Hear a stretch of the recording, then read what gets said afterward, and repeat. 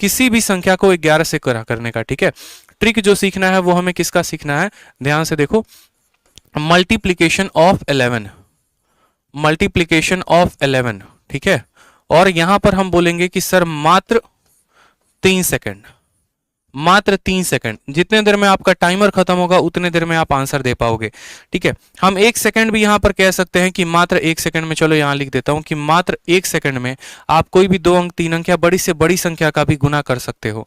ठीक है, चलो जैसे मानो मैंने आपको एक क्वेश्चन दिया, मैंने आपको क्वेश्चन कहा, मैंने कहा मानो 2 3 4 1 2 1 3, इसको मुझे गुना करना है, किसके साथ गुना करना है, 11 के साथ गुना करना है।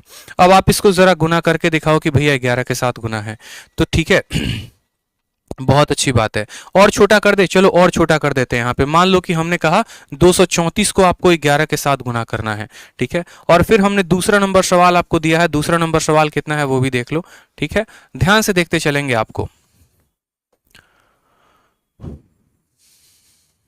3 सेकंड लिख देता हूं, बोलोगे सर कि 1 2 3 4 5 इंटू मान लो 11।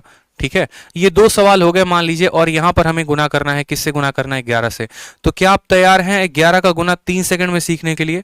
अगर तैयार हैं तो वीडियो को देखिए। चलिए सवाल में देखिए, यहां पर 11 का गुना लगाना है, किसके साथ लगाना है, 203 के साथ। तो पहले 4 को लिखो, 4 का पड़ोसी 3 है तो 4 और 3 7 हो जाएगा, 3 का पड़ोसी 2 है तो 3 और 2 5 हो जाएगा, और 2 को हम यहां लिख देंगे, 2574 हमारा आंसर आ गया।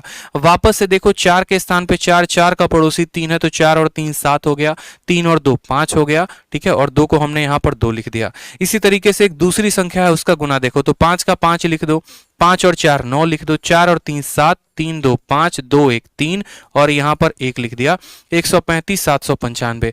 बड़ी से बड़ी संख्या का भी आप 11 के साथ गुना लिख सकते हैं। जैसे मानिए यहां पर मैंने कहा 1 2 4 5 1 3 2 3 1 4 इंटू मान लो 11। कुछ नहीं करना, सेकंडों सेकंडों में आंसर देना है। 4 का 4 हो गया, 4 1 5 1 3 4 3 2 5 2 3 5 3 1 4 5 1 6 5 4 9 4 2 6 2 1 3, और यहां पर 1।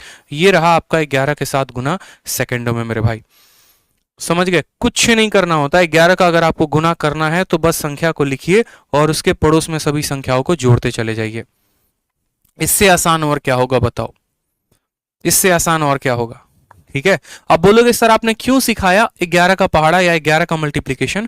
तो देखो, जब क्षेत्रमिति पढ़ोगे ना, मेंसुरेशन पढ़ोगे, तो मेंसुरेशन में हर सवाल में 11 का गुना आपका इस्तेमाल होगा। आप वहां पर जब बेलन पढ़ेंगे, आप वहां शंकु पढ़ेंगे, मतलब कोन हो गया, सिलेंडर हो गया, हर चीज, तो हर जगह पाई का इस्तेमाल होता है। और पाई में मेरे भाई 22 होता है, 22 में मतलब 11 होता है, यानी वहां पर हर संख्या में 11 का गुना करना होगा। और अगर 11 का गुना नहीं आता है तो लपेटे में आ जाओगे।